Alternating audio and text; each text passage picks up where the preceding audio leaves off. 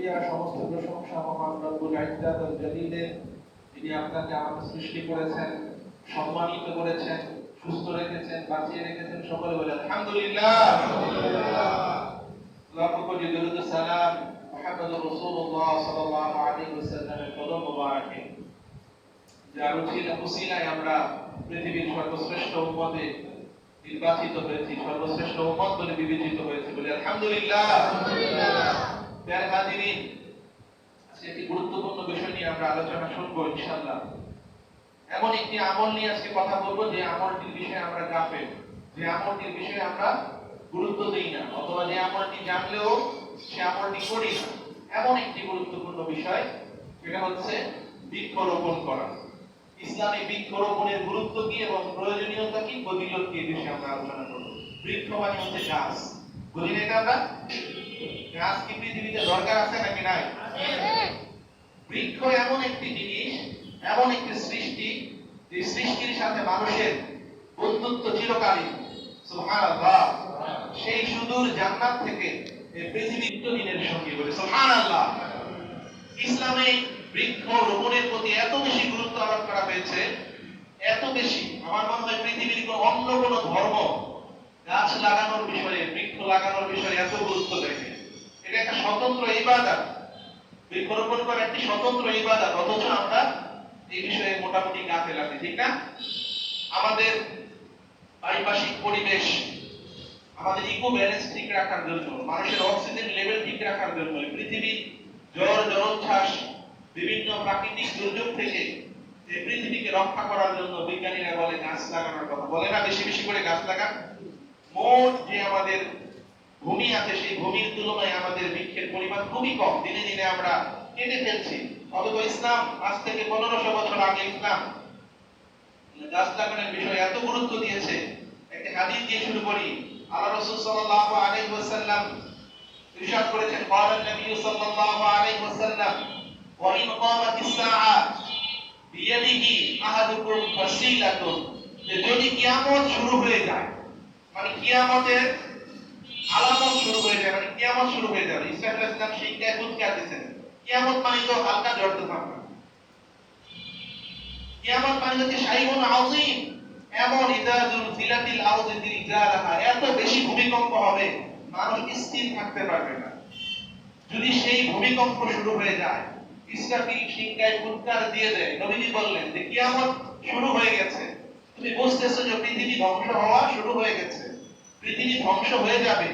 অবি ইয়াদি আহাদিকুম ফাসিলা, ওই মুহূর্তে যদি কিয়ামতের ধ্বংসলীলা শুরু হয়ে গেছে, বাতাসে বাড়িঘর উড়ে যাচ্ছে, পাহাড় উড়ে যাচ্ছে তুলার মতো, সারা পৃথিবী কম্পমান অবস্থার সৃষ্টি হয়ে গেছে, এত ভয়াবহ অবস্থা যদি হয়ে যায়, আর সেই অবস্থায় যদি তোমার হাতে একটা গাছের চারা থাকে, অথবা একটা বীজ থাকে, একটা আমের আটি থাকে, রাসূল বললেন যে যদি তুমি মনে করো যে কিয়ামত হয়ে যাচ্ছে, কিছুক্ষণ পর তো পৃথিবী ধ্বংস হয়ে যাবে, আমি গাছ শুনে আর কি করব? নবীজি বললেন লা ওয়াইন ইস্তাতিয়াউ আইয়াকুমু, যে তুমি যদি কতটুকু সময় পাও যে তুমি গাছটা লাগাতে পারবা, তাহলে তুমি গাছটা লাগিয়ে ফেলো। সুবহানাল্লাহ, সুবহানাল্লাহ। কিয়ামতের যে বড় কিছু আছে, পৃথিবী ধ্বংস হয়ে যাবে, এমন কঠিন মুহূর্ত যদি কারো এসে যায়, নবীজি বললেন তোমার হাতে যদি একটা গাছের চারা থাকে, একটা বীজ থাকে, তুমি বোনার জন্য নিয়েছো, তাহলে তুমি সেটা বুনে দাও। সুবহানাল্লাহ।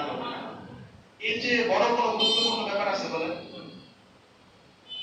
আপনাকে এত বড় একটা গুরুত্ব ইসলাম দিয়েছে, সেরকম একটা ইবাদত, সেরকম একটা আমল নিয়ে আমরা বেখবর আছি, আমরা জানি না, এই বিষয়ে আমাদের কোনো আগ্রহ নেই। আর এটা একটা এমন ইবাদত, এটা একটা এমন সরকারি জারিয়া, যেটা কিয়ামত পর্যন্ত আপনার আমলনামায় সওয়াব লেখাই হইতে থাকবে। সুবহানাল্লাহ।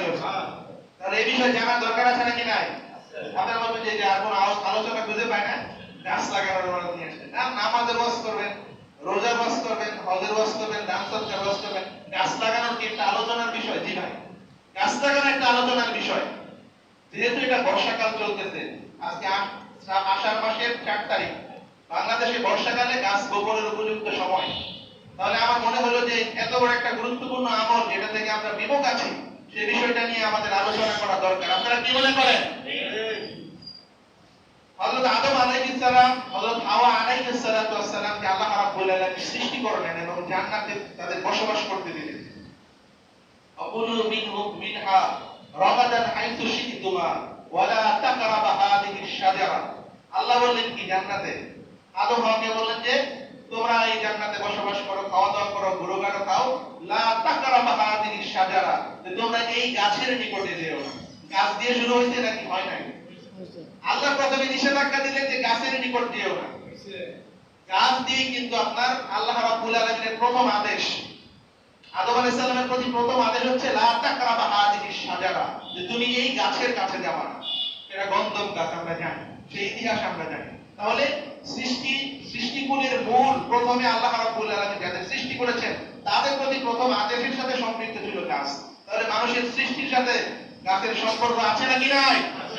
আবার দেখেন, যখন আদম আলাইহিস সালাম হাওয়া আলাইহিস সালাম শয়তানের প্ররোচনায় পড়ে গন্ধম ফল ভক্ষণ করলেন, সেটা প্রতিক্রিয়া স্বরূপ তাদের শরীর থেকে জান্নাতি যে লেবাস ছিল, জান্নাতি যে জামা কাপড় ছিল, সেটা খুলে পড়ে গেছে। তো আদম আলাইহিস সালাম হাওয়া আলাইহিস সালাম লজ্জায় এদিক ওদিক ছোটাছুটি করতেছিলেন। ওই সময় তারা বড়ই গাছ থেকে পাতা নিয়ে তাদের লজ্জা স্থান নিবারণ করেছে। এটা কি আমরা জানি? এটা জানি, অনেকেই জানি না। এই যে দেখেন, মানুষ মারা গেলে বড়ই পাতা দেয় না গোসল করার জন্য। এই যে বড়ই পাতা কুল জাতীয়, আমাদের দেশে বড়ই পাতা তো ছোট ছোট, কিন্তু এই সিদরাতুল মুনতাহা কিন্তু একটা বড়ই গাছ। ইনতাহা সিদরাতুল মুনতাহা, পৃথিবীর সর্বশেষ প্রান্ত, যেখান থেকে নবী সাল্লাল্লাহু আলাইহি সাল্লাম মিরাজের রাতে রফরফে করে উপরে উঠেছেন, সেটার নাম হচ্ছে সিদরাতুল মুনতাহা। শেষ প্রান্তে সেখানে একটা বড়ই গাছ আছে। নবীজি বলেছেন সেই বড়ই গাছের পাতা হচ্ছে হাতির কানের মতো, সুবহানাল্লাহ। আর সেই গাছের বড়ই হচ্ছে মটকার মতো বড় বড়, সুবহানাল্লাহ। তো আদম আলাইহিস সালাম হাওয়া আলাইহিস সালাম জান্নাতের বড়ই গাছ থেকে পাতা ছিঁড়ে তাদের লজ্জা স্থান নিবারণ করলেন। আদম আলাইহিস সালাম 3টি পাতা নিয়েছেন, হাওয়া আলাইহিস সালাম 5টি পাতা নিয়েছেন। এইজন্য আমরা যখন দাফন কাফন করি, আমাদের পুরুষের জন্য কয়টা কাপড়? 3টা, নারীদের জন্য। তাহলে সৃষ্টির সূচনাতেই আমাদের গাছের সাথে সম্পৃক্ততা আছে নাকি নাই?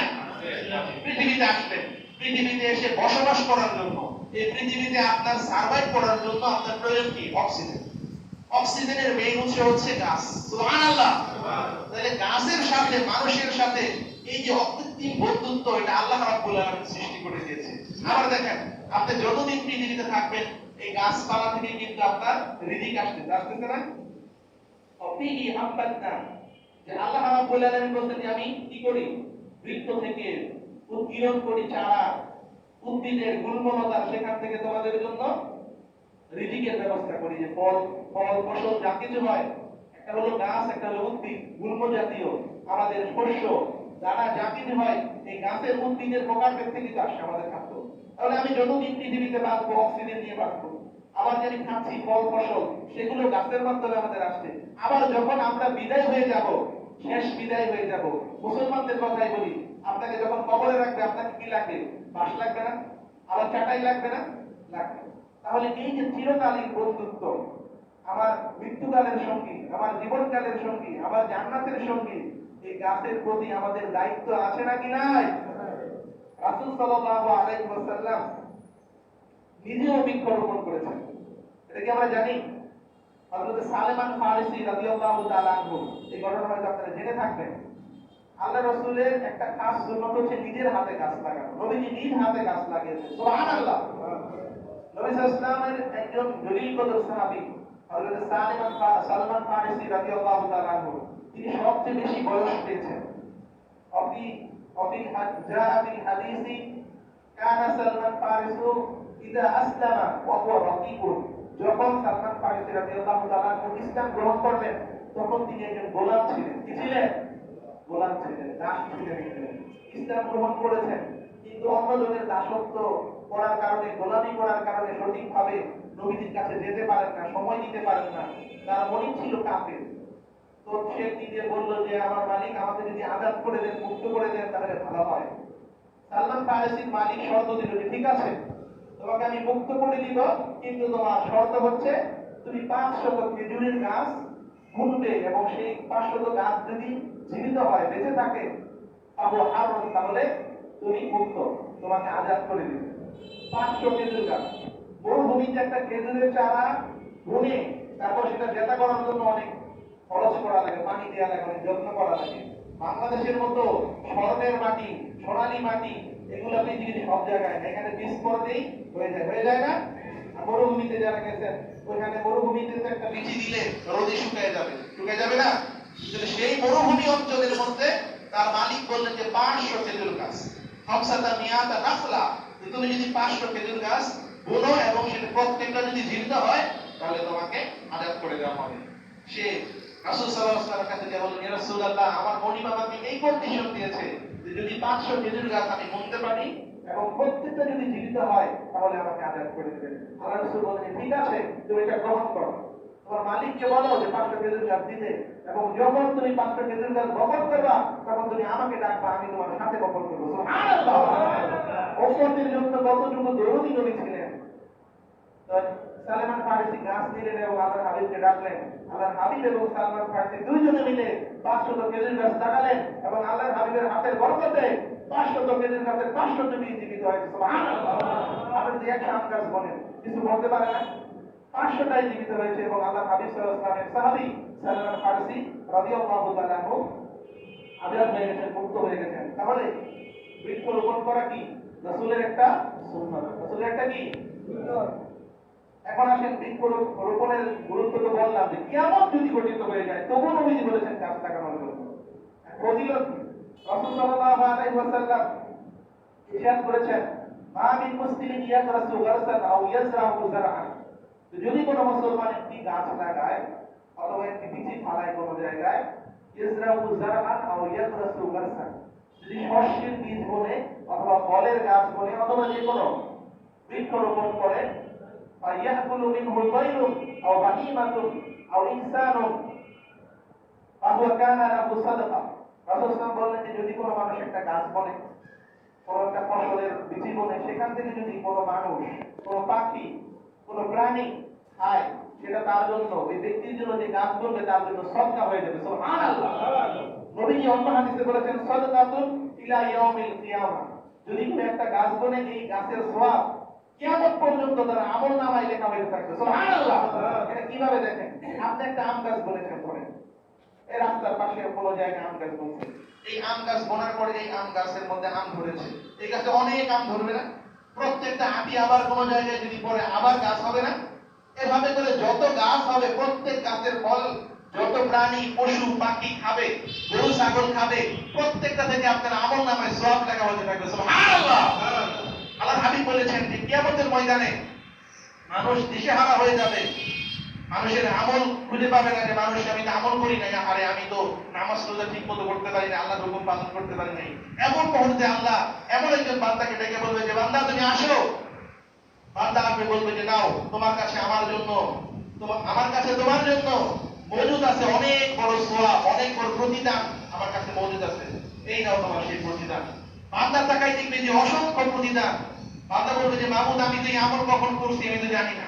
বলছে যে তুমি করেছো তোমার গোপন আমল, কিন্তু তুমি জানো না, সেটা আমি লালন পালন করেছি, সদকায়ে জারিয়া। সুবহানাল্লাহ। হয়তো রাসূল সাল্লাল্লাহু আলাইহি ওয়াসাল্লাম এরকম একটি কথা বলেছেন, আপনি যদি একটি গাছ বলেন রাস্তার পাশে, আপনার বাড়িতে অথবা আপনার ক্ষেতের মধ্যে, মনে করেন আপনি ফসল বলছেন, সেখান থেকে গরু ছাগল পশু পাখি কীট পতঙ্গ পিঁপড়া মৌমাছি বিভিন্ন কিছুই তো গাছ থেকে খাদ্য গ্রহণ করে না? ইকোসিস্টেমের মধ্যে কি অধিকাংশ প্রাণী হচ্ছে গাছ থেকে গুল্মলতা থেকে খাদ্য গ্রহণ করে। আবার কিছু প্রাণী আছে মাংস ভক্ষণ করে, আছে না? মাংসাশী এবং তৃণভোজী। যারা তৃণভোজী, গরু ছাগল, এই যে তারপর হচ্ছে আপনার উট ভেড়া, এগুলা ঘাস থেকে খাদ্য গ্রহণ করে। অনেক ছোট ছোট প্রাণী আছে, ছোট ছোট পিঁপড়া আছে, পিপিলিকা আছে, এগুলা ঘাস থেকে খাদ্য গ্রহণ করে।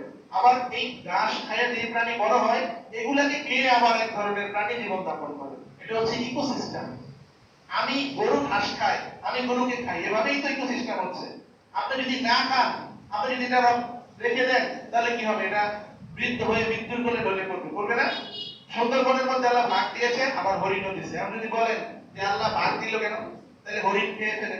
যদি হরিণ না খায় তাহলে তো হরিণের বংশ এত বেড়ে যাবে এবং বার্ধক্যকালীন অবস্থায় হরিণগুলোর অনেক কষ্ট হবে, জরাজীর্ণ হয়ে পড়বে, হবে না? এভাবে করে আল্লাহ ইকো ব্যালেন্স করে দেন। সুতরাং আমি ওইদিকে যাবো না, আমাদের যেটা কথা সেটা হচ্ছে যে গাছ লাগানো হচ্ছে অনন্তকালের সদকা। আপনি একটা গাছ বলবেন, কিয়ামত পর্যন্ত এর সওয়াব পেতে থাকবেন। তাহলে এত বড় ফজিলতের কাছ থেকে আমরা দূরে আছি, বঞ্চিত আছি, সেটার বিষয়ে আজকে আমরা কথা বলবো। হযরত উসমান ইবনে আফফান রাদিয়াল্লাহু তাআলা ইসলামের চতুর্থ খলিফা, জানি না নাম জানি না আমরা, মদিনায় যারা গিয়েছেন, উসমান ইবনে আফফান রাদিয়াল্লাহু তাআলার একটা বাগান আছে, খেজুরের বাগান, এখনো আছে, স্টিল না। সেই বাগানটা তিনি ওয়াকফ করেছেন তার নামে। তিনি তো ছিলেন আরবের অনেক বড় ধনী, সবচেয়ে বড় ধনী ছিলেন উসমান ইবনে আফফান। তিনি একটা খেজুরের বাগান ওয়াকফ করেছেন, সেই খেজুরের বাগান এখনো আছে। সেই খেজুরের বাগানে যদি কোনো মানুষ প্রবেশ করে, তাকে মেহমানদারি করা হয়, তার জন্য খেজুরের বাগান উন্মুক্ত করে দেওয়া হয়, যে আসেন, উসমান ইবনে আফফান রাদিয়াল্লাহু তাআলা আনহুর পক্ষ থেকে আপনাকে এই বাগানে স্বাগতম। সুবহানাল্লাহ। উসমান ইবনে আফফান কি আছেন, বেঁচে আছেন এখন? আজ থেকে 1400 বছর আগে ধরেন দুনিয়া থেকে ইন্তেকাল করেছেন, কিন্তু তার খেজুরের বাগান এখনো আছে, এবং এই খেজুরের বাগানে এখনো মানুষকে মেহমানদারি করা হয়। সৌদি গভর্নমেন্ট তার এই ট্রাস্টের টাকা দিয়ে একটা 5 তারকা হোটেল করেছে হাজিদের সেবা করার জন্য। সুবহানাল্লাহ। তাহলে তিনি এখনো ওই 1500 বছর আগে খেজুরের বাগান কিনেছিলেন এবং দান করেছিলেন, সেই সওয়াব তিনি এখনো পাচ্ছেন। এটা আমাদের কাছে দৃশ্যমান। এটা তো হচ্ছে একটা দৃশ্যমান প্রকল্প। আপনি রাস্তার ধারে যে কোনো জায়গায়, প্রতিটি জায়গায় যদি একটা গাছ বনেন, সেই গাছ থেকে যদি ফল হয়, ফসল হয়, আপনি খাইলে না, কিন্তু চোরে চুরি করে খেয়ে ফেলছে, ওটার জন্য আপনার সওয়াব পাবেন। সুবহানাল্লাহ। আপনি মনে করেন আম গাছ বলছেন, আপনার আম চুরি করে নিয়ে গেছে চোরে। কাঁঠাল গাছ বলছেন, চুরি করে নিয়ে গেছে চোরে। যদি চোরে চুরি করে নেয়, তাও আপনার আমার নামে সওয়াব হবে। সুবহানাল্লাহ। আপনি গাছ বলছেন, অন্য জনের গরু ছাগলে খেয়ে ফেলছে, সেটাও আপনার জন্য সদকা হবে। সুবহানাল্লাহ। তাহলে এত বড় ফজিলতের কাজ আমরা কেন করব না? আমরা কেন এর থেকে দূরে থাকবো? এখন বুকে হাত দিয়ে বলেন যে লাস্ট কবে আপনি একটা গাছ বলছেন, আপনার কি মনে হয়, মনে আছে? আমি নিজে আমার নিজেকে জিজ্ঞেস করি যে লাস্ট কবে একটা বৃক্ষরোপণ করছি, হয়তো আমার ছাদের মধ্যে একটা গাছ বলছে, সেটা হইতে পারে। এখন আমাদের অবস্থা হচ্ছে এমন যে গাছ বোনার মতো জমি খুঁজে পাই না। আপনাদের এরকম ঘটনা দেখো? আমাদের এখানে তাও কিছু জমি আছে, কিন্তু শহর অঞ্চলে সেখানে আরো জমি নাই। রাসূল সাল্লাল্লাহু আলাইহি সাল্লামের একটা ইসলামী রাষ্ট্রের একটা নিয়ম ছিল যে প্রতিত ভূমি, খালি জায়গার মধ্যে রাসূল বলতেন, মান আহইয়াল আরদা ফাহুয়া লাহু, যে ব্যক্তি পতিত জমি চাষবাস করবে, সেটা তার হয়ে যাবে। সুবহানাল্লাহ। আমাদের দেশে খাস জমি আছে অনেক, আরবের মধ্যে প্রচুর এরকম খাস জমি ছিল, মরুভূমি ছিল। নবীজি বললেন, যে কোনো মানুষ, নবীজি ইসলামিক খেলাফতের সময়, ওমর রাদিয়াল্লাহুর সময়, আবু বকর রাদিয়াল্লাহুর সময়, ইসলামিক খেলাফতের সময় নিয়ম ছিল যে মরুভূমির কোনো জমি যদি কোন কৃষক নিজে চাষ করে, এটা উপযোগী করে, জীবিত করে, সেখানে চাষাবাদ করে, ফলন ফলায়, তাহলে ওই জমির মালিকানা তার হয়ে যাবে। সুবহানাল্লাহ। তাহলে ইসলাম কি গুরুত্ব দিয়েছে নাকি দেয় না? এখন আমরা প্রতিনিয়ত বসে বসে খাই, এই যে আম কিনে খাই, জাম কিনে খাই, চাল খাই, এগুলা কোথায় উৎপাদন হচ্ছে সেটার দিকে কিন্তু আমাদের নজর নাই, আছে? তাহলে আমি যে শুধু খাবো, আজকে দেখেন, আমি যদি আমদানি নির্ভর হয়ে যাই, নিজের ফসল ফল যদি নিজে উৎপাদন না করি, এই করোনা আমাদের চোখে আঙুল দিয়ে দেখিয়েছে। আপনার কাছে টাকা আছে, যদি মনে করেন আমদানি নির্ভর, আপনি ভারত থেকে পেঁয়াজ বন্ধ করে দিলে, আমাদের পেঁয়াজের কেজি হয়ে গেল 200 টাকা, হইলো কি হইলো না? আবার মনে করেন আমাদের গম আসে বাইরে থেকে, চাল আসে বাইরে থেকে, যদি বন্ধ হয়ে যায়, তাহলে আমরা খাবো কি? আমাদের চালের কেজি হয়ে যাবে 500 টাকা, হবে কি হবে না? এই জন্য আমদানি নির্ভর হয়ে মানুষের উপরে ডিপেন্ড করে আপনি বসে থাকলে হবে না। আপনার নিজের হাতে আপনি উৎপাদন করেন। আল্লাহ রাব্বুল আলামিন বলেছেন, ফাইদা কুদিয়াতিস সালাতু ফান্তাশিরু ফিল আরদ ওয়াবতাগু মিন ফাদলিল্লাহ। নবী সাল্লাল্লাহু আলাইহি ওয়াসাল্লাম বলেছেন, যখন তোমার নামাজ শেষ হয়ে যায়, জমিনে ছড়িয়ে পড়ো। জমিনের মধ্যে আল্লাহ তোমাদের জন্য রিজিক রেখেছে। তাহলে আপনার যদি একটা কোনো খালি জমি পড়ে থাকে, সেটা পতিত রাখা যাবে না। সেখানে একটা আপনি বীজ বুনে দেন, গাছ বুনে দেন। আপনি যদি ফলের গাছ করেন, সেটাও ভালো। আপনার যদি জায়গা না থাকে, মহাসড়কের পাশে জায়গা আছে, আপনি সবটাই জারিয়ার নিয়তে সেখানে একটা গাছ বলেন। আল্লাহ রাসূল সাল্লাল্লাহু আলাইহি ওয়াসাল্লাম অন্য একটি হাদিসে বলেছেন যে তোমরা বৃক্ষ রোপণ করো এবং বৃক্ষের যত্ন নাও। বৃক্ষের কি নাও? যত্ন নাও। শুধু বললেই হবে না, যত্ন নেওয়ার কথা নবীজি বলেছেন যে তোমরা ইয়াকরাসু গারসান, এবং তোমরা বৃক্ষ রোপণ করো এবং যতক্ষণ পর্যন্ত এটা বেড়ে ওঠে ততক্ষণ পর্যন্ত তার দেখভাল করো। সুবহানাল্লাহ। তাহলে আপনার বাড়ির আঙিনায়, আপনার ছাদে, আপনার যেখানে জায়গা পান, এখন আমাদের জায়গা নাই, মাল্টি স্টোরেজ বিল্ডিং, আপনার ছাদের মধ্যে আপনি গাছ বলতে পারেন। তাহলে এই যে একটা খাস সুন্নাত নবীর, একটা সদকায়ে জারিয়ার আমল, আপনি একটা অ্যাকাউন্ট খুলে ফেলেন, একটা গাছ বোনা মানে একটা অ্যাকাউন্ট খুলে ফেলা, সেই অ্যাকাউন্টে আপনার নেকি জমা হতে থাকবে। আপনি জানবেন না কে এখান থেকে খেয়েছে, কোন পশু এখান থেকে খেয়েছে এটা আপনি জানবেন না।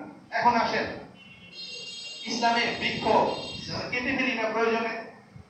আমরা প্রয়োজনে আমাদের গাছ কাটি, সবকিছুই তো কাঠের। এই যে এখানে কাঠের আছে, এখানে কাঠের আছে, আমাদের ঘরের আসবাবপত্র, আলমারি সবকিছুই তো কাঠের।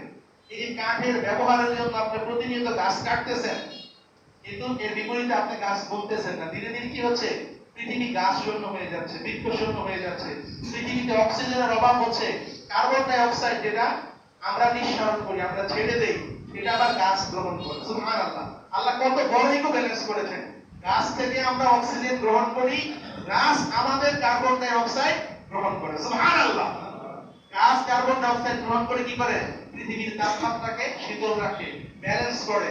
যখনই গাছের পরিমাণ কমে যায়, আমাদের কোটি কোটি মানুষের এই যে অক্সিজেনের বিপরীতে যে আমরা কার্বন ডাই অক্সাইড ছাড়তেছি, এটা যখন গাছ না থাকে এটা কোথায় যাবে? বায়ুমণ্ডলে তাপমাত্রা বেড়ে যায়। তাপমাত্রা বেড়ে যে ওই অ্যান্টার্কটিকা মহাদেশে যেখানে বরফ জমে আছে, সেই বরফ গলে যাচ্ছে, পানির উচ্চতা বেড়ে যাচ্ছে। বিজ্ঞানীরা বলতেছে যে পৃথিবী বিভিন্ন জায়গায় ডুবে যেতে পারে।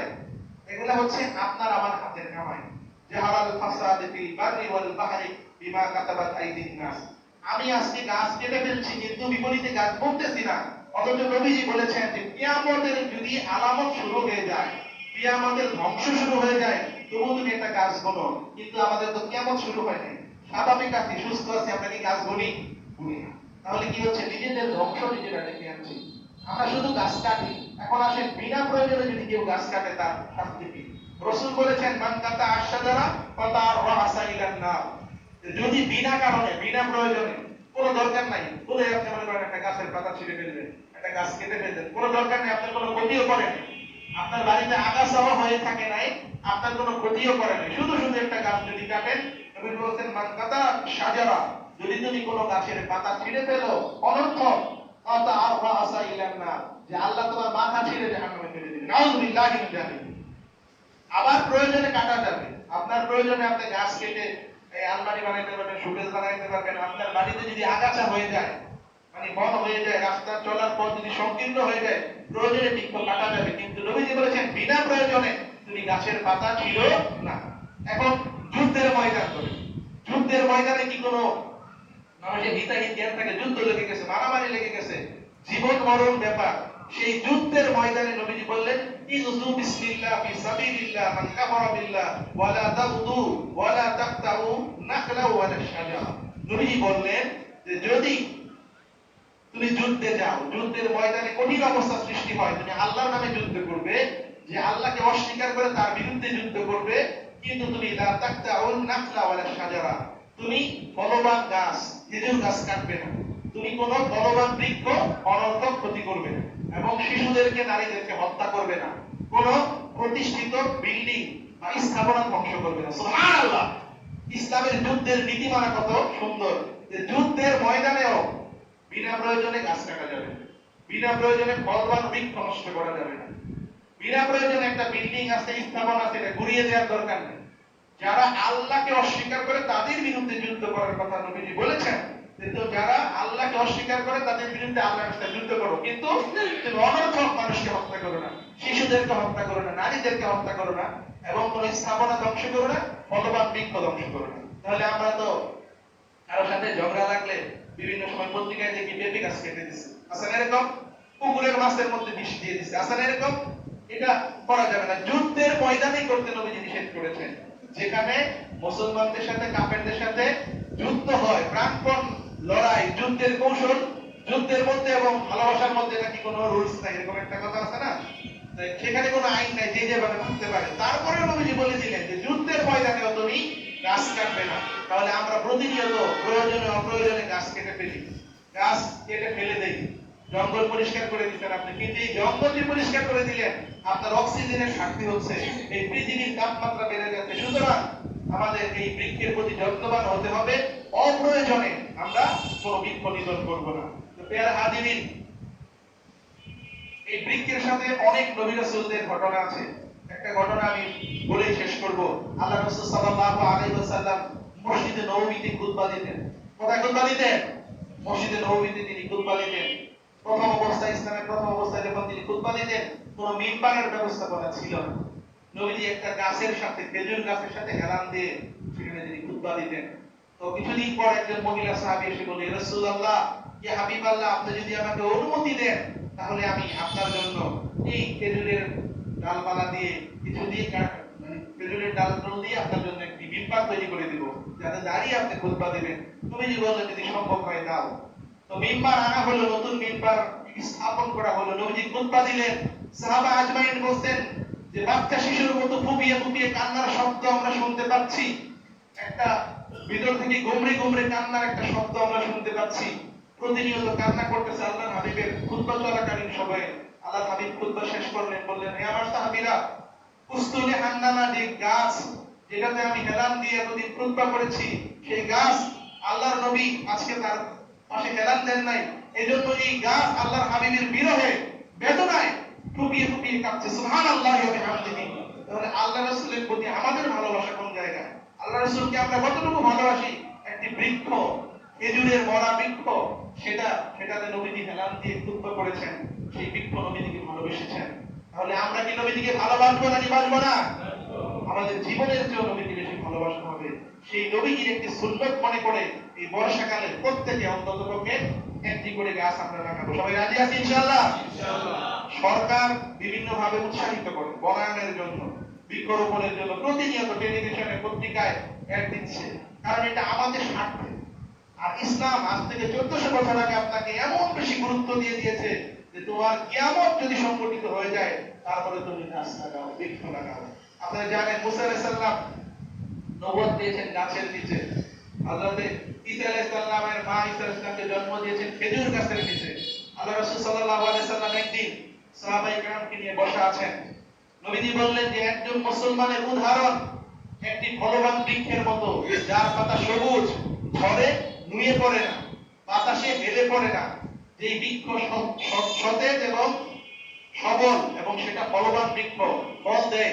মুসলমানের উদাহরণ হচ্ছে এরকম একটা ফলবান বৃক্ষের মতো। নবী তারপর প্রশ্ন করলেন যে তোমরা কি বলতে পারো মুসলমানের উদাহরণ কোন বৃক্ষের মতো, কোন গাছের মতো? সাহাবায়ে কেরাম একজন একটা গাছের কথা বললেন। নবীজি বললেন যে না, সেটা হচ্ছে খেজুর গাছ। সুবহানাল্লাহ! খেজুর গাছ কি ঝড় জলোচ্ছ্বাসে কি ভেঙে পড়ে, তাই হয়ে যায়? নবীজি বললেন যে মুসলমানের উদাহরণ হচ্ছে, প্রকৃত নেককার মুমিনের উদাহরণ হচ্ছে একটা সবুজ খেজুর গাছের মতো, যেটা স্ট্রং থাকে, দাঁড়িয়ে থাকে, সেখান থেকে ফল দেয়া হয়, ফলবান বৃক্ষ, সেখান থেকে ফল ধরে পড়ে মানুষের কল্যাণ হয়। মুসলমানও ঠিক এরকম হবে। মুসলমান বিপদে আপদে, বালা মুসিবতে ভেঙে পড়বে না, হতাশাগ্রস্ত হবে না। এটা উদাহরণ নবীজি দিয়েছেন এরকম যে একজন মুসলমান স্ট্রং থাকবে, বিপদ বালা মুসিবতে মুশড়ে যাবে না, হতাশাগ্রস্ত হয়ে যাবে না, সে স্থির থাকবে এবং ফলবান বৃক্ষের মতো মানুষের কল্যাণ করে যাবে। সুবহানাল্লাহ!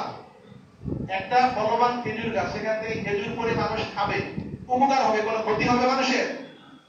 এটা ভেঙে পড়ে মানুষের মাথার মধ্যে পড়বে না, কারণ এটা খুব শক্ত।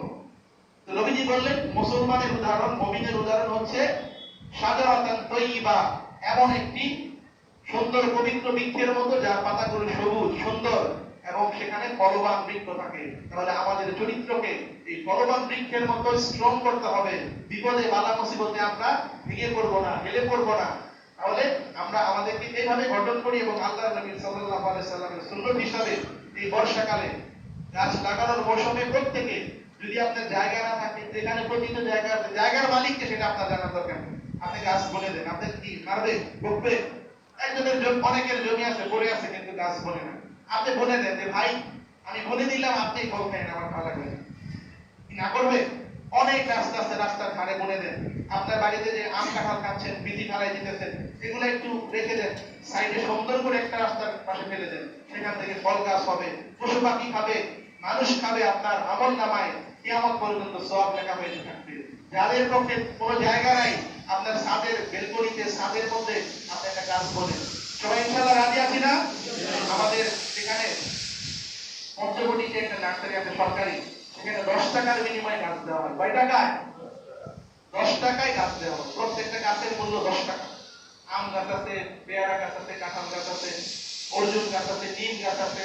আপনি এই বর্ষায় আপনি 100 টাকার গাছ কিনে নেন, 10 টাকা কিনে রাস্তার পাড়ে লাগাই দেন। এখন আমাদের বিলটি এই যে জলবদ্ধতার কারণে ডুবে গেছে, তার জায়গা পাই না আমরা। তারপরে ওই যে তালতলা, উত্তরপাড়া, বিভিন্ন জায়গায় আপনার বাড়ির আশেপাশে চিপা জায়গার মধ্যে আপনি বুনে দেন। এই বর্ষাকালে দেখবেন শুধু বুনে দেন, দেখবেন আল্লাহ রাব্বুল আলামিনের রহমতে গাছ বড় হয়ে যাবে। হবে কি হবে না? রাজি আছি আমরা? এটা করব, এটা একটা ভালো কাজ, এটা সুন্নাত কাজ। যদি সম্ভব হয় বর্ষাকালে বিলের মধ্যে কিছু মাছের চারা, কিছু মাছের পোনা ছেড়ে দিবেন, এটাও একটা সদকায়ে জারিয়া। সুবহানাল্লাহ। আমরা যে মাছ খালি বিল থেকে এই যে বিলের মাছ খেতে চাই, আমাদের তো কালো পানি হয়ে গেছে। যেখানে ধরেন স্বাদু পানি আছে, পরিষ্কার পানি আছে, আমরা প্রতিনিয়ত মাছ খাই কিন্তু মাছ আর ছাড়ি না। যারা ছাড়ে তারা তো ব্যারিকেড দিয়ে রাখে। আপনি সদকায়ে জারিয়ার উদ্দেশ্যে এক কেজি মাছের পোনা ছেড়ে দেন না, এই মাছ থেকে কত মাছ হয়ে যাবে। যত মানুষ এই মাছ খাবে আপনার আমল নামায় সদকায়ে জারিয়ার সওয়াব লেখা হবে। সুবহানাল্লাহ। তাহলে এই সমস্ত সামাজিক কাজ আমাদের করতে হবে। একজন মুসলমান একজন সামাজিক মুসলমান হইতে হবে, একজন মুসলমান একজন সচেতন মুসলমান হইতে হবে। নিজের জন্য, পৃথিবীর জন্য, আল্লাহ রাসূলের সুন্নাত হিসাবে, একটা স্বতন্ত্র ইবাদত হিসাবে এই বর্ষায় আমরা আল্লাহ রাব্বুল আলামিনের সন্তুষ্টির জন্য কমপক্ষে একটা করে হলো গাছ বলবো। ইনশাআল্লাহ রাজি আছি সবাই? সকলের প্রতি উদাত্ত আহ্বান রেখে আমি আমার আলোচনা শেষ করছি। মনে হয় আপনাদের ভালো লাগে না আজকের কথা। এটা গুরুত্বপূর্ণ বিষয়, এটা আমরা অবহেলা করি। ভালো না লাগলে এটা বলতে হবে, এটা রাষ্ট্রের জন্য দরকার, সমাজের জন্য দরকার, ইসলামের জন্য দরকার। আল্লাহ রাব্বুল আলামিন আমাদের আমল করার তৌফিক দান করুন। সকলে বলি আমিন।